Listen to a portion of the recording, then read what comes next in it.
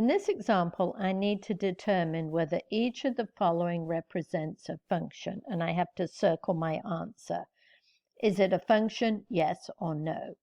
But before I look at these examples, I want to go back to the definition of a function.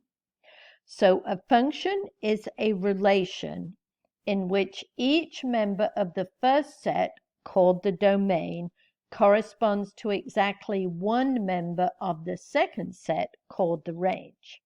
In other words, no two ordered pairs of a function can have the same first component and different second components. Well, normally when we write ordered pairs, the first component are the x values and the second component are the y values.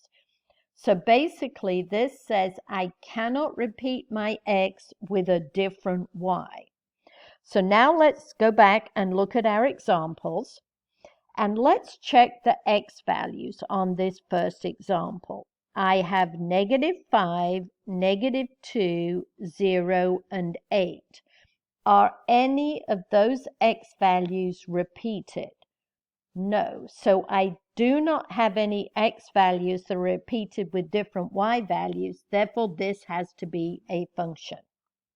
So now let's look at the second example. Let's check our x values. -9, -5, 1, -9. Notice -9 is repeated, and does it have different y values? Yes, in this one we have -9, -5, and in this point -9, -4. Therefore, this is not a function because I have one x repeated with different y values. Now let's go on to our last example. Again, we have to determine whether the following represents a function, and this is given in mapping format. And sometimes I think this gets very confusing because we have arrows going everywhere.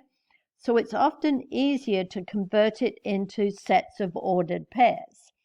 Well, I have -6 maps to 4.